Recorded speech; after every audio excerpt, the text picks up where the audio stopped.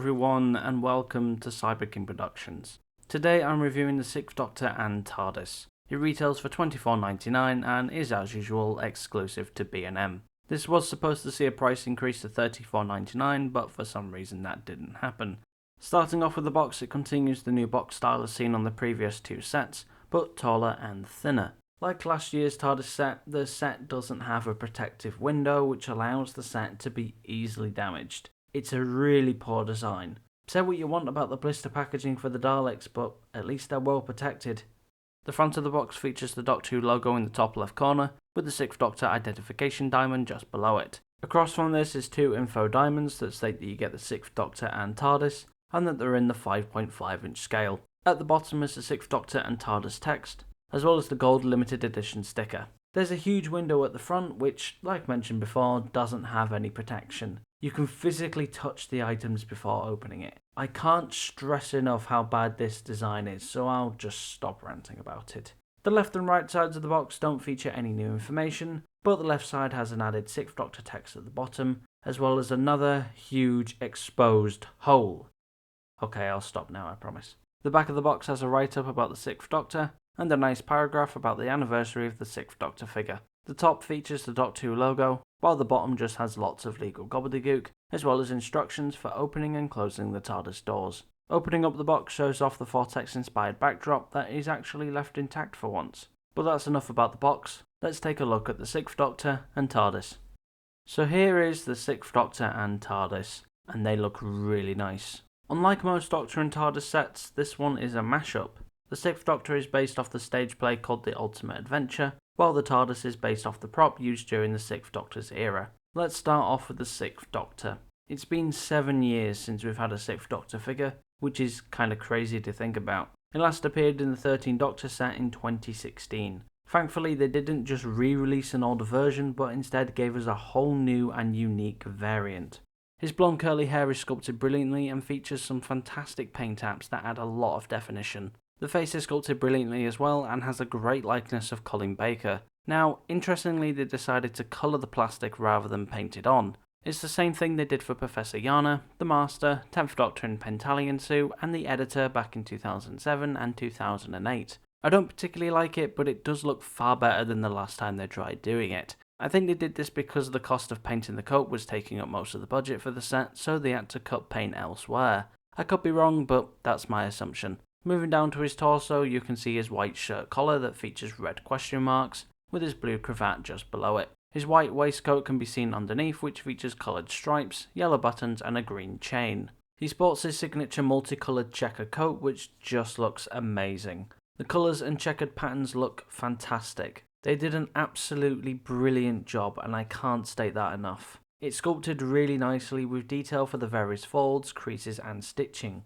There's some extra detail for pockets on either side, as well as the half bell at the back. The coat sleeves covers his arms, which feature the same detail as the rest of the coat, with the arms ending in his checkered cuffs. There is an inaccuracy though, as there is supposed to be a badge on his left lapel. It's a tiny detail, but one that is pretty obvious when comparing to the actual costume. I'm not sure why they decided to skip it, but it could possibly be something to do with the budget. His hands are sculpted nicely, with detail for his fingers and nails. One of them is in a grasping position which would normally hold his sonic lance, while the other is in an open position. His trousers are a bright yellow with grey and black stripes running down them. Like the coat, it features detailing for folds, creases and stitching lines. Weirdly, there's no stripes on his rear, but at least you can't see it. Not like the 10th Doctor figure they did last year. Finally are his matte brown shoes that feature a white rim, and some slight detailing for the folds and creases. Underneath the shoes is the standard legal gobbledygook. I really love this figure. It's great not only getting another 6th Doctor figure, but it being a whole new variant is fantastic. I really like that they went with an obscure variant. This costume is something that some fans, myself included, had never seen before. They really did a fantastic job in capturing the look of the costume. The paintwork is fantastic and really shows what character is capable of. Like I mentioned before, the only inaccuracy is the lack of a badge on his left lapel. I'm not that fond of the face, but if this was the only way of getting a 6th Doctor figure, then I can accept it. Turning to articulation, the 6th Doctor has the standard amount of articulation seen on classic figures. His head can turn 360 degrees, There's a 360-degree turn on the shoulder, 360-degree twist on the upper arm, 90 degrees at the elbow, and a 360-degree twist on the wrist. His waist can twist 360 degrees, the legs are able to kick out 45 degrees, and can slightly spread apart, but this is hindered by the coat. There's a 360-degree twist on the thigh, and a final 90-degree bend on the knee. Turning to the TARDIS, and I think it looks great. It's painted in the classic TARDIS dark blue, with white paint apps giving it a scuffed and worn look. Throughout the entire TARDIS, it features really great sculpted detail for wood knots and ridges that really gives the impression that this is a wooden box. The overall sculpt for the classic TARDIS is amazing, and in my opinion, one of the best things character produces. Before I go into further detail, I just want to mention that Al has said that the tooling for this TARDIS is so old and used that if they changed it to further match the 6th TARDIS, it could severely damage or destroy the tooling. So basically you either have the choice of getting classic TARDISes but being a little inaccurate, or getting none at all.